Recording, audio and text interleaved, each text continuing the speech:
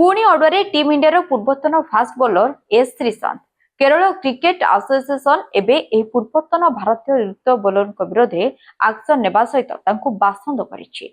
Kerala cricket association Sreesanth को 3 वर्ष पई बासंद करिछि।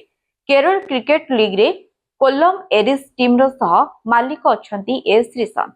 हेले यह सत्य मध्य 2025 चैंपियंस ट्रॉफी टीम रे संजू सैमसन भारतीय दलरू बाहर रहिबा नै से केसीए को दायी करथिले।